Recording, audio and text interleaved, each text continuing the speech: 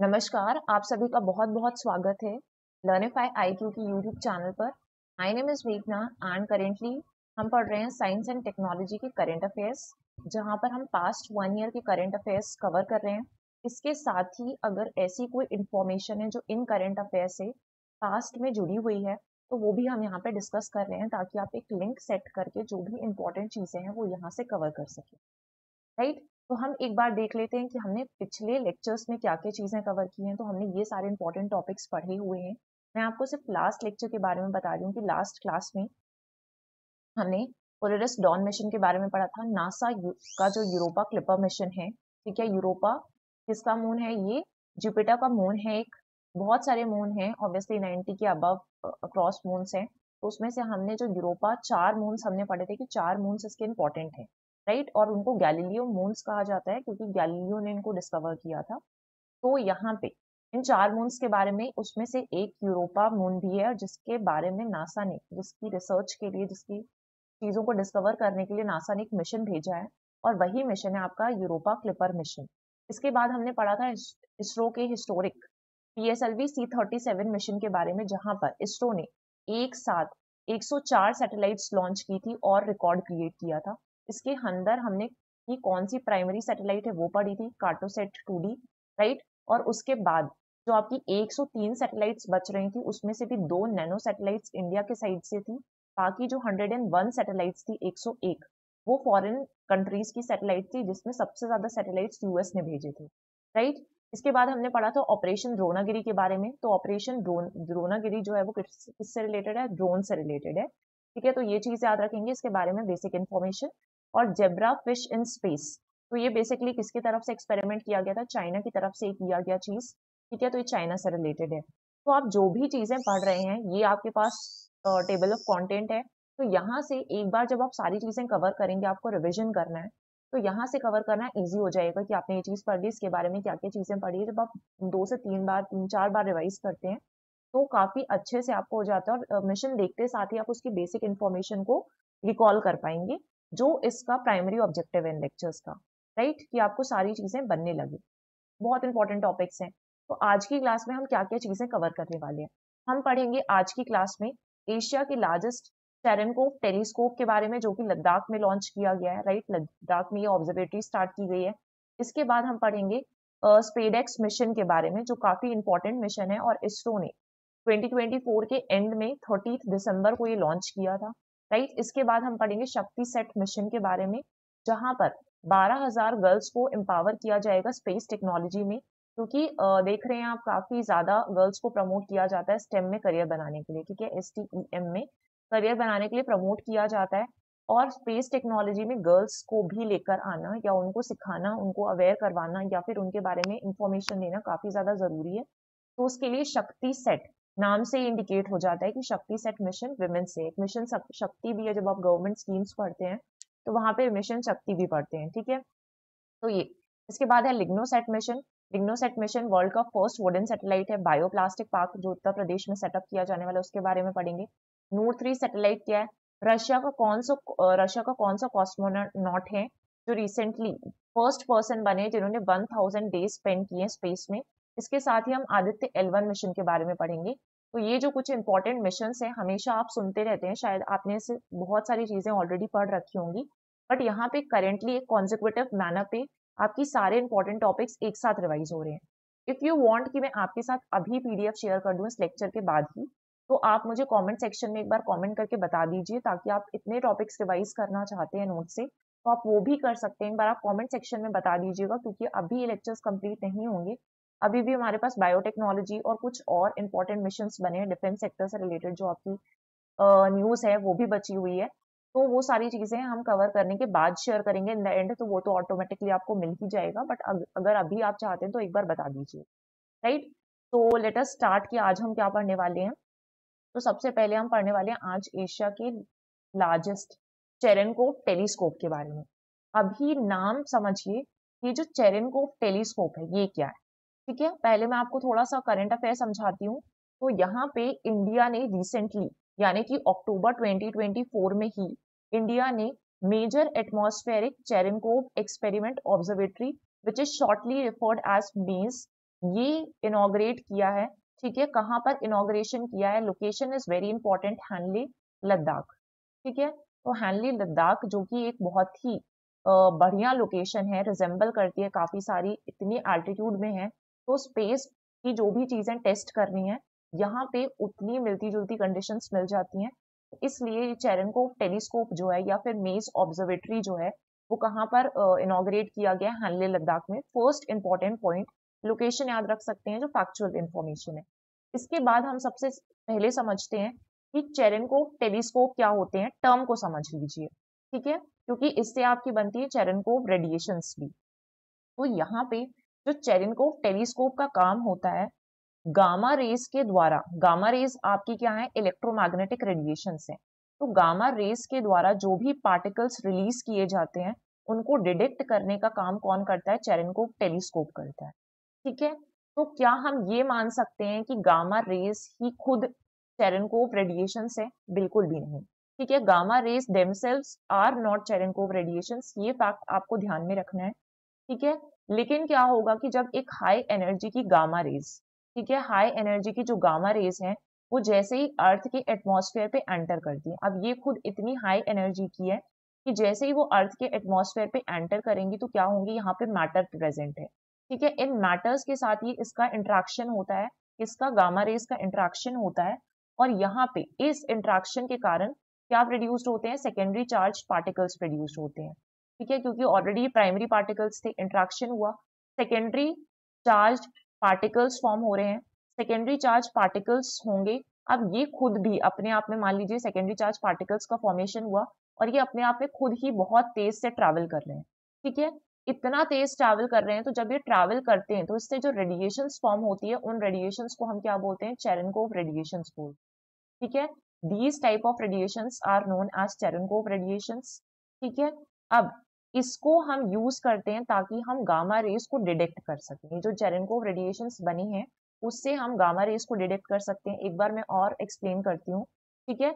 तो आपको पहला फैक्ट याद रखना है कि गामा रेज खुद चेरेनकोव रेडिएशंस नहीं होते हैं, बट जैसे ही हाई एनर्जी गामा रेज अर्थ के एटमॉस्फेयर पे एंटर करती है और अर्थ के एटमॉस्फेयर में जो भी मैटर प्रेजेंट है उसके साथ इंटरेक्ट करती है, तो यहाँ पे सेकेंडरी चार्ज पार्टिकल्स का फॉर्मेशन होता है, और ये जो सेकेंडरी चार्ज पार्टिकल्स का फॉर्मेशन हुआ ये इतनी तेजी से ट्रैवल करेंगे, इतनी एनर्जी रहेगी कि इससे ही चेरेनकोव रेडिएशंस जो है वो फॉर्म होती हैं, जनरेट होती हैं, और इन्हीं चेरेनकोव रेडिएशंस को यूज करके या इनको ही डिटेक्ट करके आप ओरिजिनल गामा रेज को डिटेक्ट कर सकते हो, ठीक है। So essentially Cherenkov radiations is a way to indirectly detect gamma rays, right, by observing the light produced by the particles they create when interacting with matter, जो light वो matter के साथ इंटरेक्ट होने के बाद क्रिएट कर रही हैं उससे आप इनडायरेक्टली गामा रेज को डिटेक्ट कर सकते हो, तो ये काम इसका रहेगा, ठीक है।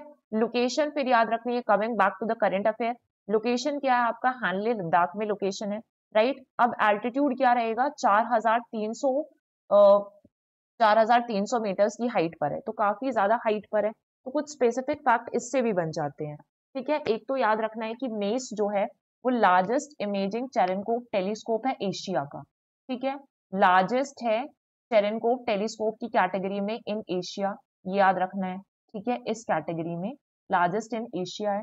इसके बाद ये इतने एल्टीट्यूड पे लोकेटेड है, इसलिए हाईएस्ट है of its kind in the world, ठीक है, हाईएस्ट है एल्टीट्यूड वाइज, ये हाईएस्ट है, लार्जेस्ट है, सबसे बड़ा इमेजिंग चेरेनकोव टेलीस्कोप है, दो फैक्ट्स हो गए, और सेकेंड लार्जेस्ट चेरेनकोव टेलीस्कोप है वर्ल्ड पे, ठीक है, ये कुछ फैक्ट्स हैं। इसके बाद अगर हम देखेंगे गामा रेज के टर्म्स में, तो ये जो टेलीस्कोप है second largest gamma ray telescope है वर्ल्ड का, ठीक है, अगर गामा रेज के फॉर्मेशन में देखोगे तो उसमें सेकेंड लार्जेस्ट है, ठीक है। चेरेनकोव टेलीस्कोप की कैटेगरी में लार्जेस्ट है, गामा रेज के टर्म्स में अगर कोई टेलीस्कोप बना है तो उसमें वर्ल्ड का सेकेंड लार्जेस्ट है, इतने फैक्ट्स हो गए। तो ये चीज यहाँ पे बता दी, highest imaging telescope in the world, largest in Asia, second largest globally. Purpose क्या है कि स्टडी कर पाएगा हाई एनर्जी गामा रेज की, ठीक है, from sources beyond the Milky Way including pulsars, blazars, gamma ray burst हो रहे हैं, वहां से जो भी चीजें अर्थ के एटमॉस्फेयर पे एंटर कर रही है उनको स्टडी करने के लिए चीज बनाई गई है। अब ये बनाई किसने है, तो बनाई है BARC ने, ठीक है, BARC ने बनाया है इसको, विच इज आपका भाभा एटॉमिक रिसर्च सेंटर, किसके कोलैबोरेशन के साथ बनाया है? तो इलेक्ट्रॉनिक्स कॉर्पोरेशन ऑफ इंडिया, ठीक है, जो आपका इलेक्ट्रॉनिक मेनली ये BARC ने बनाया है।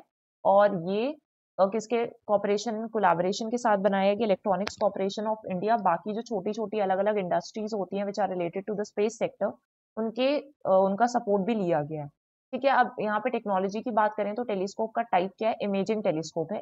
Imaging atmosphere telescope telescope IACT। Mechanism क्या है कि हाई एनर्जी गामा रेज को इनडायरेक्टली डिटेक्ट करेगा, कैप्चर करके चैलेंजकोप रेडिएशन को, जैसे मैंने आपको एक्सप्लेन कर दिया है, ठीक है। लाइट कलेक्टर्स तो इतना कुछ नहीं है, 356 मिरर पैनल्स इसमें हैं जो हनीकॉम स्ट्रक्चर में, हम जैसा स्ट्रक्चर इसमें देख सकते हैं, तो इस ऐसे स्ट्रक्चर में, हनीकॉम स्ट्रक्चर में इसको अरेंज किया गया है। बहुत सारे आपको दिख रहे होंगे इसके अंदर ऐसे अरेंजमेंट्स किए गए हैं, ठीक है। इसके बाद आप देखेंगे स्टेबिलिटी को मैक्सिमाइज करता है, इतना बड़ा स्ट्रक्चर इसलिए बनाया गया ताकि स्टेबिलिटी रहे, रिफ्लेक्टिव एरिया बड़ा रहे ताकि इनहांस्ड परफॉर्मेंस हो सके, अच्छा खासे परफॉर्मेंस के लिए बड़ा एरिया बनाया गया है। एल्टीट्यूड का एडवांटेज भी मिलेगा, तो at an altitude of 4.3 kilometres 4300 metres की हाइट पे रखा गया है, जहां से एटमॉस्फेरिक डिस्टर्बेंसेस के बिना एक क्लियरर व्यू ये टेलीस्कोप रिसीव कर पाएगा। ठीक, हाई रेजोल्यूशन कैमरा है, तो equipped with 1088 photo multiplier tubes to detect and amplify faint signals, ठीक है। काफी क्लियर एटमॉस्फेयर होता है बहुत ज्यादा एल्टीट्यूड पे जब आप जाते हैं। अगर आप किसी ऐसे हिमालयन एरिया पे कभी घूमने गए हैं तो आपने नोटिस जरूर किया होगा कि क्लियर स्काई होता है, बहुत ज्यादा विजिबिलिटी हाई रहेगी, स्काई एकदम बहुत सुंदर दिखेगा, ठीक है। उतना ज्यादा पॉल्यूशन है वहां पर, क्लियर एरिया है, टेम्परेचर वगैरह भी सही है, ठीक है, क्लियर स्काई है, तो यहाँ पे होता है। लाइट पॉल्यूशन जहां पर नहीं है वहां पर आप खड़े होकर देखेंगे तो बहुत ही बढ़िया व्यू दिखेगा। हाई रेजोल्यूशन कैमरा यूज किया है, तो ये सारी बेसिक चीज है। रिसर्च के ऑब्जेक्टिव्स क्या है कि कॉस्मिक सोर्सेज को स्टडी करना है, जो भी सेलेस्टियल ऑब्जेक्ट्स हैं, pulsars, blazars, gamma ray burst. इसके बाद डार्क मैटर का एक्सप्लोरेशन करना है, तो डिटेक्ट करेगा गामा रेज को from weekly interacting massive particle. At least आपको बेसिक ऑब्जेक्टिव्स पता हो कि क्या करने वाला है चेरुनकोव रेडिएशंस, जो कुछ टर्म आ जाते हैं एक्स्ट्रा टर्म्स, वो आपको क्लियरली पता होने चाहिए, ठीक है। Potential role of WIMPs as a major constant of the universe mass. Institutions मैंने बता दिया कौन कौन इन्वॉल्व है, इसके साथ ही इंडियन इंस्टीट्यूट ऑफ एस्ट्रोफिजिक्स भी है, टेक्नोलॉजिकल इनोवेशंस करेगा, तो ये सारी चीजें इंपॉर्टेंट है। इसके बाद आ जाता है इसरो का जो ईयर एंड स्पेस मिशन है विच इज SpaceX मिशन, जिसने एक बार और हिस्ट्री क्रिएट की है क्योंकि ये इंडिया का फर्स्ट या इसरो का पहला स्पेस डॉकिंग ऑपरेशन मिशन है, राइट। अब इसके बारे में हम चीजें देखते हैं कि बेसिकली इस मिशन में क्या क्या चीजें हैं और कहाँ पर ये लॉन्च किया गया है। तो अगर जब लॉन्च की बात आती है ना, तो सबसे पहले आपको एक टर्म सुनने के लिए मिलता है, स्पेस डॉकिंग क्या होती है, ठीक है। बेसिक से शब्दों में इसको समझते हैं कि व्हाट इज स्पेस डॉकिंग, और इसी को हम कहते हैं ऑर्बिटल डॉकिंग भी कहते हैं, ठीक है, क्योंकि ऑर्बिट में जाके डॉकिंग हो रही है ना, तो स्पेस डॉकिंग या ऑर्बिटल डॉकिंग के नाम से ये जाना जाता है। ऑर्बिटल डॉकिंग है जहां पे दो स्पेस व्हीकल्स, इस तरीके से दो स्पेस व्हीकल्स जो हैं एक साथ ज्वाइन हो जाएंगे, ये यहाँ से आ रहा है, ये यहाँ से आ रहा है, ठीक है। अब ये क्या होंगे, एक साथ यहाँ पे ज्वाइन हो जाएंगे। ये जो डॉकिंग का प्रोसेस होता है वो ऑब्वियसली परमानेंट नहीं है, टेम्पररी है, कुछ टाइम के लिए है, ठीक है। टेम्पररी हो सकता है या सेमी परमानेंट आप कह सकते हो इसको। तो ये जो स्पेस स्टेशन के मॉड्यूल्स हैं, कभी कभी क्या होता है कि जो इंटरनेशनल स्पेस स्टेशन है वो एक साथ थोड़ी ना बनाकर भेज दिया, उसमें भी क्या हुई कि अलग अलग हमने स्ट्रक्चर्स भेजे और उसके बाद उसकी डॉकिंग करवाई गई, ठीक है। तो कभी कभी उसके कंपोनेंट्स भी ऐसे अलग अलग रहते हैं, फिर एक बार कुछ क्रिटिकल ऐसा प्रोसेस करना होगा या कुछ हमें ऐसा मिशन करना होगा, क्रिटिकल टास्क परफॉर्म करने होंगे, तो कुछ टाइम के लिए डॉक करेंगे, ठीक है। रिफ्यूलिंग करनी है मान लीजिए, रिपेयर करना है, या क्रू का एक्सचेंज करना है कि यहाँ पे क्रू मेंबर्स है, यहाँ पे क्रू मेंबर्स है, तो उनको एक्सचेंज करना है, तब ये आके डॉक होते हैं। तो इसरो का पहला ऐसा मिशन है जहाँ पे वो डॉकिंग एक्सपेरिमेंट कर रहा है। इसके साथ ही तो अब आपको समझ में आ गया, अब ये प्रोसेस मैन्ड भी हो सकता है, अनमैन्ड भी हो सकता है, लेकिन ये अलाउ करता है कि हम यहाँ पे क्रिटिकल टास्क को परफॉर्म कर सकते हैं, राइट।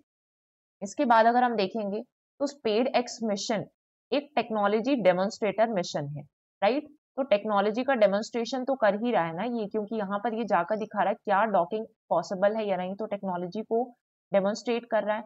इसमें क्या किया गया है, दो स्पेस क्राफ्ट यूज किए गए हैं, दो small space craft.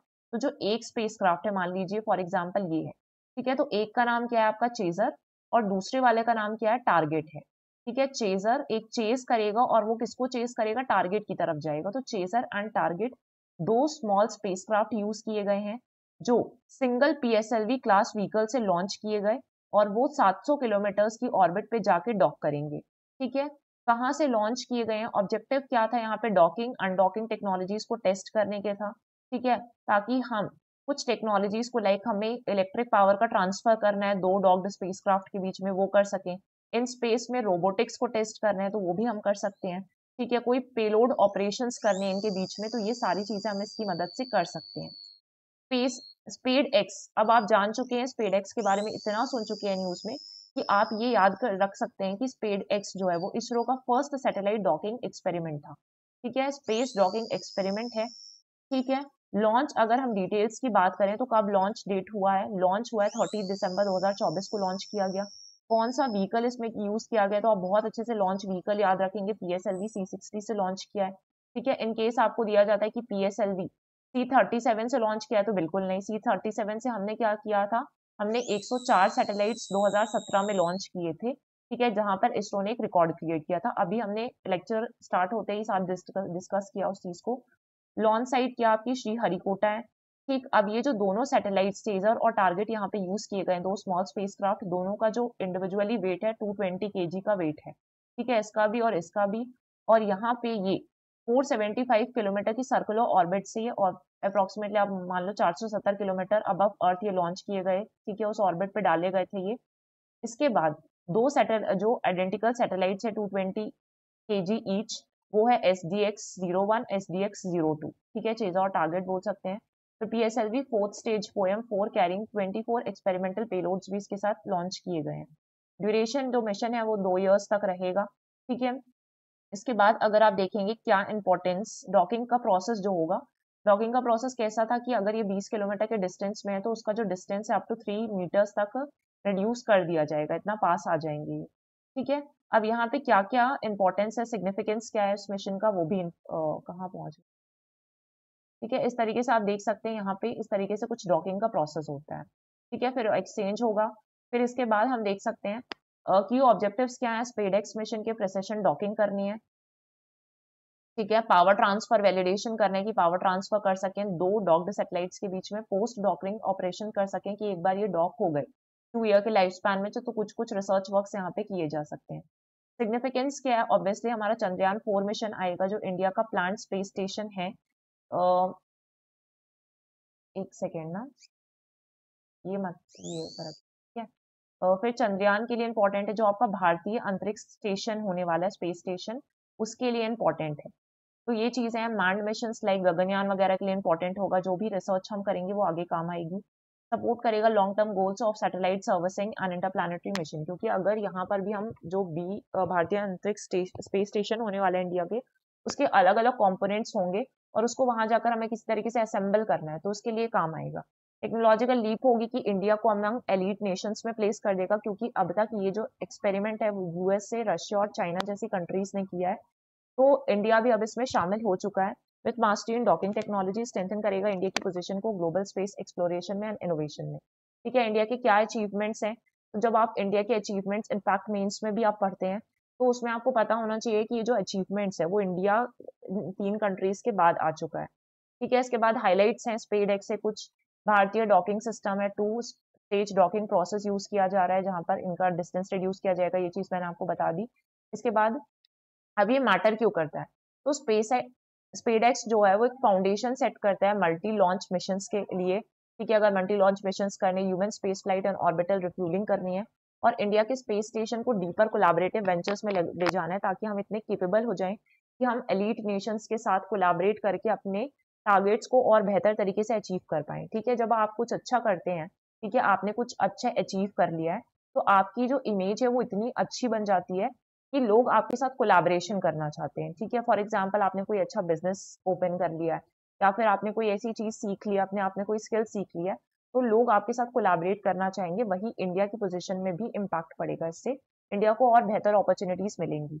As India prepares to make history, SpaDeX signifies not just technological progress, but ये हमारा जो विकसित भारत है @ 2047 तक जो हमें अचीव करना है, विकसित भारत का टारगेट है स्पेस एक्सप्लोरेशन में, उसमें भी हेल्प करेगा। तो इस तरीके के conclusions you can use in your mains examination. बाकी तो प्रीलिम्स के लिए फैक्ट्स जरूरी है। ठीक है, इसके बाद आ जाते हैं नेक्स्ट मिशन में, आदित्य L1 मिशन के बारे में आप काफी कुछ सुन चुके हैं, बट यहाँ पे हम रिविजन कर रहे हैं, एक साथ एक सिस्टमैटिक मैनर पे पढ़ रहे हैं।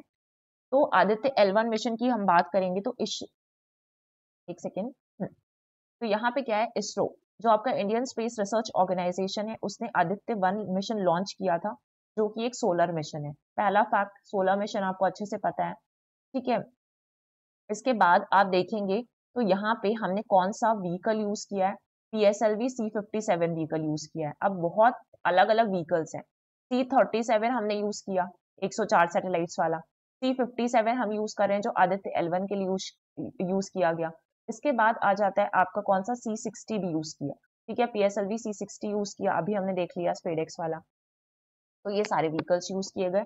अब आदित्य L1 मिशन जो है वो क्या करेगा, ये first space based observatory class Indian solar mission है, जहाँ पे सन को एक सब्सटेंशियल डिस्टेंस, मतलब सन यहाँ पे अगर प्रेजेंट है तो उसके आप 1.5 kilometres, 1.5 million kilometre, sorry 5 kilometres तो बहुत पास हो गया, 1.5 मिलियन किलोमीटर्स के डिस्टेंस से सन को स्टडी कर सकते हैं, राइट। अप्रोक्सीमेटली 125 डेज लगने थे इसको कहाँ पर पहुंचने में, L1 पॉइंट जो लेग्रांज पॉइंट 1 है, अभी हम लेग्रांज पॉइंट्स के बारे में भी देखेंगे कि वो पॉइंट्स क्या होते हैं। तो इस पॉइंट पे जाकर सन को स्टडी करेगा, ये हेलो ऑर्बिट होगी अराउंड इस के, ठीक है, ऐसा हमने पढ़ा था। अगर हम देखें कि रीसेंट अचीवमेंट है ना, क्योंकि अभी तो आपको ये भी समझना है कि रीसेंट अचीवमेंट इसकी क्या थी। तो यहाँ पे रिसेंटली जो आदित्य L1 स्पेसक्राफ्ट है उसने अपनी फर्स्ट हेलो ऑर्बिट कंप्लीट कर ली, ठीक है। कब कंप्लीट की, कुछ ही टाइम पहले, जो आपका जुलाई 2024 था उस टाइम पर इसने कंप्लीट की थी, इसलिए हम इसको पास्ट 1 ईयर के करंट अफेयर में पढ़ रहे हैं, क्योंकि उससे पहले का मिशन है। लेकिन अभी हम क्यों पढ़ रहे हैं, क्योंकि इस दिन जुलाई 2024 में इसने सक्सेसफुली अपनी पहली ऑर्बिट, हेलो ऑर्बिट कंप्लीट की थी एट लेग्रांज पॉइंट 1 पे, ठीक है। इसलिए हम इसको स्टडी कर रहे हैं, 178 डेज का टाइम लगा। अब यहाँ पे हम देखेंगे ड्यूरेशन टू रीच L1 कितना लगा, अप्रोक्सीमेटली 125 डेज। हिस्टोरिकल सिग्निफिकेंस क्या है इसका, इसरो का फर्स्ट सोलर मिशन है, सेकेंड ऑब्जर्वेटरी क्लास मिशन है आफ्टर एस्ट्रोसेट 2015 की। ये आपको बात ध्यान रखनी है कि सेकेंड ऑब्जर्वेटरी क्लास मिशन है आफ्टर एस्ट्रोसॉट सेट 2015 में गया था एस्ट्रोसेट, उसके बाद सेकेंड ऑब्जर्वेटरी क्लास है, क्योंकि ऑब्जर्वेशन पूरी यहाँ पे शॉर्टर जर्नी होगी कंपेयर टू मंगलयान जो आपका मार्स मिशन था, बहुत सालों तक चला मार्स मिशन। तो अब ये हुआ था, जैसा मतलब कब खत्म हुआ, 2022 में, जब इसका फेलियर्स हो गए, ठीक है। अब 2013 में लॉन्च किया गया था ये, तो यहाँ पर है। और मार्स ऑर्बिटर मिशन से तो शॉर्टर ही जर्नी है इसकी, ठीक, क्योंकि इतने टाइम तक यहाँ रह भी नहीं पाएगा। इसके बाद से ऑब्जेक्टिव्स क्या है, सन्स के कोरोना को स्टडी करना है, क्रोमोस्फेयर, फोटोस्फेयर, सोलर विंड्स को, ठीक है, जो सोलर फ्लेयर्स होते हैं उन सबको स्टडी करना, उनका साइंटिफिक एनालिसिस करना। तो ये सारे इसके ऑब्जेक्टिव्स थे। एनालाइज करेगा सोलर रेडिएशन, जो मैग्नेटिक फील्ड्स हैं, पार्टिकल का फ्लो कैसा होता है अर्थ के एटमॉस्फेयर में, क्या कॉन्सिक्वेंसेस हो सकते हैं सोलर फ्लेयर्स के, ये सारी एक्टिविटीज को पढ़ना, स्टडी करना, डिस्कवर करना, ये सारे ऑब्जेक्टिव्स थे। ये हाइलाइट्स क्या, इनोवेटिव लॉन्च टेक्निक था, PSLV फोर्थ स्टेज को फायर किया गया twice to ensure precise orbital insertion हमें मिल सके, ठीक है, क्योंकि अर्थ की ऑर्बिट से उसको सन की ऑर्बिट पे ले जाना पड़ता है। तो ये जो प्रिसिशन अचीव करना होता है कि किस पॉइंट पे जाकर कहाँ से क्या चीज होगी, वो सारी प्रिसिशन अचीव की गई। इसके बाद लोकेशन है, तो कहाँ पर है, L1 में आपको अच्छे से याद हो चुका है, स्टेबल पॉइंट है सन और अर्थ के बीच में, जहां पर इनके ग्रेविटेशनल फोर्सेस, एक ऐसा पॉइंट आएगा सन और अर्थ का कि ग्रेविटेशनल फोर्स क्या हो जाएंगे, फोर्सेस बैलेंस हो जाएंगे दोनों के, और कंटिन्यूस सोलर ऑब्जर्वेशन बेहतर तरीके से कर सकता है। पेलोड्स हैं तो अलग अलग बहुत सारे पेलोड्स इसमें यूज किए गए थे यार, ठीक है। तो पेलोड्स तो इतना नहीं है, विजिबल एमिशन लाइन, कॉर्नोग्राफ, ये सारी चीजें, सोलर अल्ट्रावायलेट इमेजिंग टेलीस्कोप, ये सारे जो पेलोड्स थे वो यूज किए गए इसमें, ठीक है। इसके बाद देखिए आदित्य L1 क्यों मैटर करता है हमारे लिए, साइंटिफिक इम्पैक्ट क्रिएट करेगा, ठीक है। सोलर फ्लेयर्स की अंडरस्टैंडिंग, कोरोनल मास इजेक्शंस कैसे हो रहे हैं, अर्थ के एटमॉस्फेयर पे क्या इम्पैक्ट करेंगे, ये सारी चीजें स्टडी करेगा। स्ट्रैटेजिक सिग्निफिकेंस है इसका, तो इंडिया की पोजीशन को इन स्पेस साइंस और हेलोफिजिक्स हम ये सारी चीजें स्टडी कर सकते हैं। तो Aditya L1 marks a bold step for India in solar research, promising valuable contributions to space science and an understanding of the sun's role in shaping the solar system. Right? इसलिए mission काफी ज्यादा important है। अब Lagrange point के बारे में cover कर लेते हैं।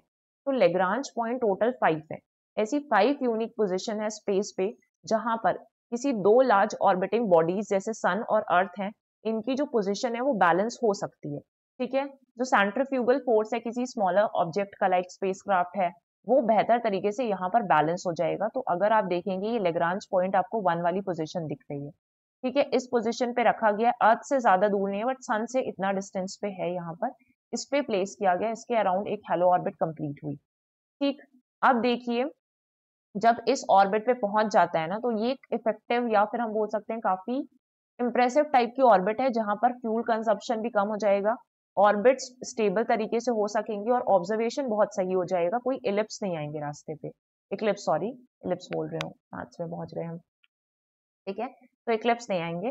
तो L1 जो पॉइंट है ये सन और अर्थ के बीच में आता है, ये याद रखना है, ठीक है। आइडल है कंटिन्यूस सोलर ऑब्जर्वेशंस करने के लिए, यहाँ पर इक्लिप्सेस नहीं आते जो आपके चंद्र ग्रहण, सूर्य ग्रहण ये सब बनेगा, ये सब नहीं आएगा, ठीक है। Home to SOHO and now Aditya L1 mission, इसके पहले एक सोहो मिशन था उसके लिए भी होम था, और आदित्य L1 मिशन भी अब यहीं पर, ठीक है। इसके बाद लेग्रांज पॉइंट 2 होता है जो डायरेक्टली बिहाइंड अर्थ है एज व्यूड फ्रॉम द सन, अगर सन की तरफ से देखोगे तो डायरेक्टली बिहाइंड अर्थ आपको दिखाई देगा, ये देखिए यहाँ पर L2 है, बिहाइंड अर्थ है, ठीक है। तो लेग्रांज 2 इधर आता है, लेग्रांज पॉइंट 1 इन दोनों के बीच में आता है, क्योंकि हमारा मिशन था हमें इसे स्टडी करना है, तो हमने इसी पॉइंट पे प्लेस करना था, वहीं किया, ठीक है। ये जो L2 होता है वो डीप स्पेस ऑब्जर्वेशन जैसे जेम्स वेब टेलीस्कोप वगैरह वो L2 पे रहते हैं, ठीक है, डीप स्टडी करनी है डीप स्पेस मिशन की तब होता है।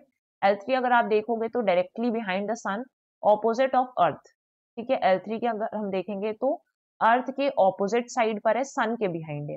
L2 कहाँ था, अर्थ के बिहाइंड था, L3 कहाँ पर है, सन के बिहाइंड है, ये हो गया। इसके बाद यहाँ पे देखिए, यहाँ पर स्टडिंग सन के फार साइड को स्टडी कर सकते हैं क्योंकि सन के साइड है।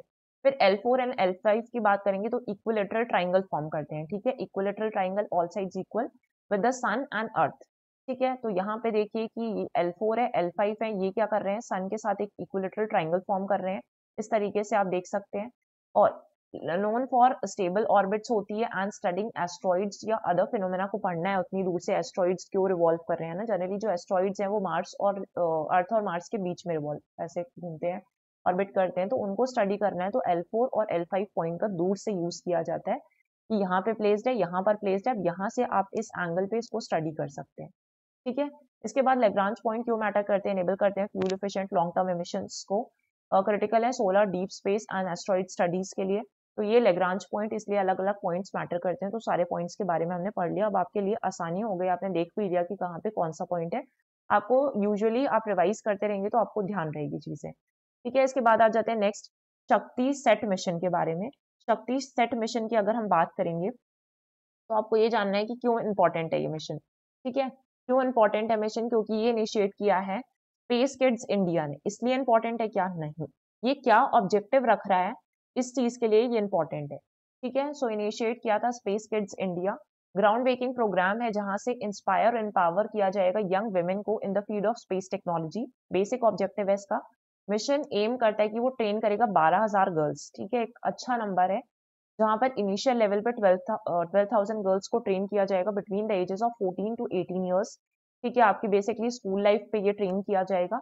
और 108 कंट्रीज की गर्ल्स को इकट्ठा करके इतनी सारी कंट्रीज की गर्ल्स को ट्रेन किया जाएगा, ठीक है। तो वुमेन लीडर्स आएंगी स्पेस सेक्टर में, ठीक है, शायद इनमें से किसी का मन हो जाए कि आगे जाके कोई स्पेस स्टार्टअप बनाना है, तो बहुत बढ़िया चीज है ये, बहुत बढ़िया इनिशिएटिव है, ठीक है। ट्रेनिंग प्रोग्राम आप देखेंगे तो ऑनलाइन ट्रेनिंग होगी, इसमें 120 घंटे की ट्रेनिंग दी जाएगी, स्पेसक्राफ्ट सिस्टम्स, पेलोड डेवलपमेंट कैसे करना है, स्पेस टेक्नोलॉजीज के बारे में इनको पढ़ाया सिखाया जाएगा। हैंड्स ऑन ट्रेनिंग में जून से अगस्त 2024 के बीच में चली, जहां पर 108 गर्ल्स ने 108 कंट्रीज से पार्टिसिपेट किया हैंड्स ऑन ट्रेनिंग वाले प्रोग्राम में, बाकी टोटल गर्ल्स 12,000 को ये ट्रेनिंग देनी थी अलग अलग कंट्रीज से।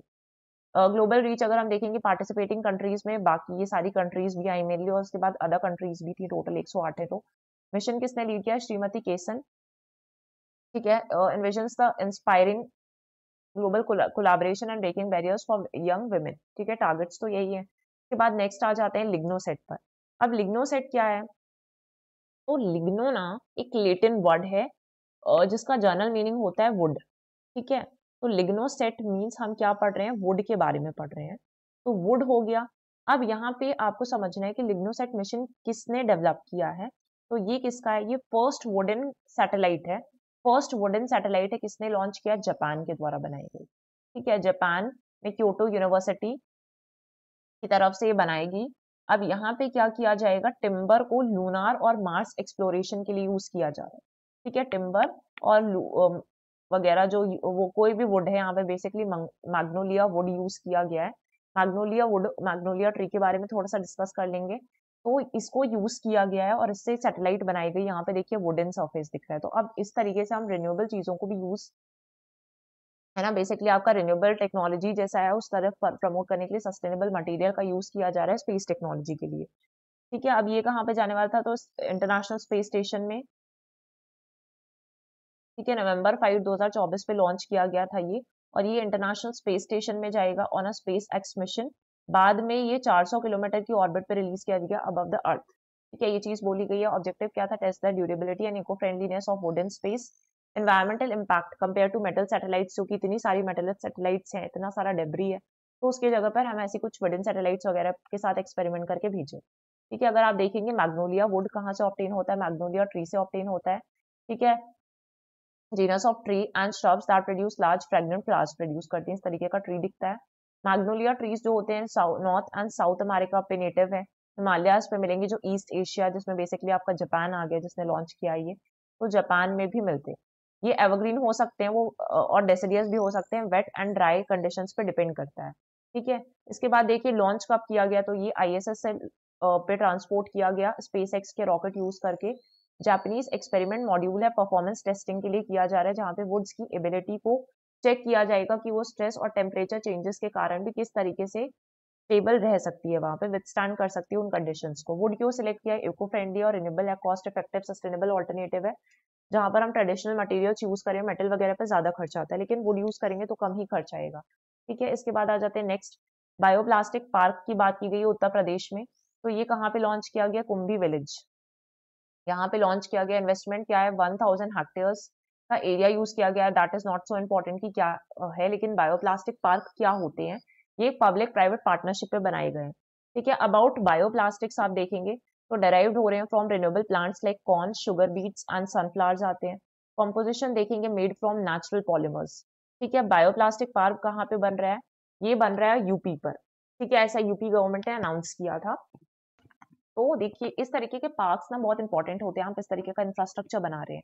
अब बायोप्लास्टिक पार्क्स में अगर इस तरीके के मटेरियल्स का, जहां पर हम इतने सारे डिस्पोजेबल मटेरियल्स यूज करते जरूर हैं, बट एक्चुअली में वो डिस्पोज होते नहीं है। ठीक है, एक्चुअली में वो डिस्पोज होते नहीं है, तो इस तरीके से हम ऐसा, ये थोड़े से अभी तो, क्योंकि उतना मतलब उतने बड़ी अमाउंट पे, उतनी बड़ी क्वांटिटी पे प्रोड्यूस नहीं हो पा रहे, तो ऑब्वियसली स्केलिंग नहीं हो पा रही है, और यहाँ पे इसके जो प्राइजेस है काफी हाई रहते हैं। ठीक है, प्राइजेस हाई रहते हैं, लेकिन अगर आप देखेंगे इस तरीके का इंफ्रास्ट्रक्चर बन रहा है तो बहुत अच्छी, बहुत बढ़िया बात है। ठीक है, तो बायोप्लास्टिक्स के बारे में जानना इंपॉर्टेंट है, बाकी तो ये उत्तर प्रदेश में बन रहा है। इसके बाद नेक्स्ट आते हैं नूर 3 सैटेलाइट। ठीक है, नूर से आपको थोड़ा सा समझ में आता है कि थोड़ा सा मुस्लिम वर्ड, पर्शियन वर्ड ऐसे टाइप का लगता है। ठीक है, तो नूर 3 जो है वो ईरान की सैटेलाइट है, ये याद रखना है। नूर इज एन इमेजिंग सैटेलाइट, है ना, नूर का मतलब होता है सुंदरता, आई थिंक नूर है किसी का, ऐसे वर्ड्स यूज किए जाते हैं। तो यहाँ पे ये एक इमेजिंग सैटेलाइट है, इमेजिंग करेगी। ठीक है, जो ईरान ने लॉन्च की थी, बस इतना याद रखना है। नूर क्लास, है ना, जैसे अलग अलग क्लास में नंबर ऑफ सैटेलाइट्स आती है, तो यहाँ पे नूर कैटेगरी की क्लास में थर्ड सैटेलाइट है, जिसका खुद का नाम क्या है, नज्म। ठीक है, तो इस सैटेलाइट का नाम क्या है, नज्म है, नूर क्लास में। और satellite is design for intelligence, command and control and guided equipments के लिए यूज की जाएगी। तो नूर 3 सैटेलाइट किसकी है, ईरान ने लॉन्च की। इसके बाद आ जाते हैं रशियन कॉस्मोनॉट हैं, जो फर्स्ट पर्सन बने जिन्होंने 1000 दिन स्पेंड किए हैं स्पेस पर, ओलेग कोनोनेंको, जो 59 ईयर्स के हैं, फर्स्ट पर्सन बने जिन्होंने 1000 डे स्पेस पे स्पेंड किए। अपने 5th मिशन पे गए थे, इंटरनेशनल स्पेस स्टेशन में इनका मिशन था। स्टार्ट हुआ था सितंबर 15 2023 को, जो एंड हुआ सितंबर 23-24 तक। उन्होंने, है ना, उन्होंने 1000, लेकिन इतने कम डेज में ऐसा कैसे हो सकता है। ठीक है, टोटल जहां से भी स्टार्ट हुआ उसके बाद इतने डेज उन्होंने स्पेंड किए हैं। ठीक है, और इसके पहले के टारगेट जहां पर सिर्फ 878 डेज स्पेंड किए गए थे, उनके टारगेट को भी सरपास किया है। इसके बाद देखेंगे सिग्निफिकेंट, तो माइलस्टोन है ह्यूमन स्पेस एक्सप्लोरेशन पे सेलिब्रेट किया गया आईएसएस की क्रू के द्वारा, जो इंटरनेशनल कैमेरा को दिखाता है। ठीक है, तो ये सारी चीजें आज के करंट अफेयर्स पे डिस्कस की हैं। पीडीएफ की अगर हम बात करें, तो पीडीएफ जो है वो अगर आप कमेंट सेक्शन में चाहते हैं तो आज कमेंट करके बता दीजिए, तो हम आपके साथ लिंक शेयर कर देंगे इसी सेम लेक्चर के डिस्क्रिप्शन पे। ठीक है, अगर आपको लगता है कि नहीं, आप पहले पूरा करंट अफेयर पढ़ना चाहते हैं फिर एक साथ रिवाइज करना चाहते हैं, तो वो भी आप कर सकते हैं। उसके लिए आपको पीडीएफ लास्ट लेक्चर जो इस सीरीज का होगा उसमें आपको मिल जाएगा, वहां से आप एक्सेस कर सकते हैं उसके डिस्क्रिप्शन में जाकर। In case you are having any kind of doubt, आपको कोई भी यहाँ पे डाउट आ रहा है, कोई क्वेरीज है आपकी, तो आप कमेंट सेक्शन में अपने फीडबैक या जो भी चीज़ें हैं आप पूछ सकते हैं, अपने फीडबैक शेयर कर सकते हैं। तो आज के लिए इतना ही। Thank you everyone.